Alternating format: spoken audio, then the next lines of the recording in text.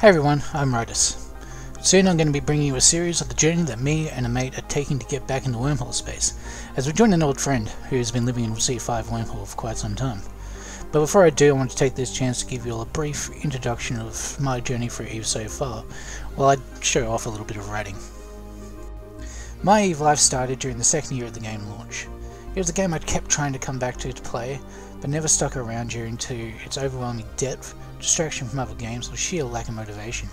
Still, the game was something that would continue to sit in the back of my mind as something I'd like to come back to play, and over 2 years ago that finally happened when I decided to give it one last try. Sure enough, this time I found my passion, and it all started with a small corp called Miners and Mercs, living out in Nullsec with a drone region alliance. It was there I found mates I still play with to this day, and while we have moved on from the corp since, it was from this small corp that I would start my small personal empire, eventually leading me to own 11 active accounts. Nullsec gave me the chance to dive in all areas of the game, but mining and industry is where my main passion lied, leading me to own a raw core and 6 exhumers and making billions of ISK a week. It's also where I learned how much the politics of EVE can so easily swing, where one bad alliance choice can find you evicted. This would happen to me twice, and eventually our corp would move to Tenal, following the events of World War B, which would take a small part in. I started here again, but now I faced a new problem. Our corp leader had become noticeably inactive due to personal life issues, and many of the people I enjoyed playing with up to this point had either stopped playing or moved to other corps.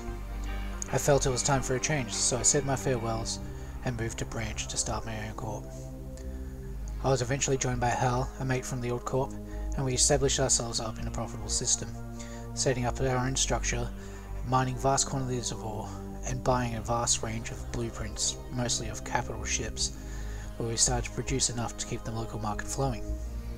We'd also gained a few great mates from other corporations within the Alliance, and things seemed to be going well. But as before, after a couple of months with the Alliance, the leadership made a few bad choices, causing the friends we'd made to leave, and after some choice words about my own corporation's dedication, I handed the corp to some dedicated members and took my leave again.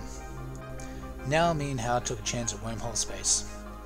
I found a C3 to set ourselves up in, which we established a few citadels, farmed the sites, pulled down the pocos to set up our own, and learnt most of what it takes to live in wormhole space.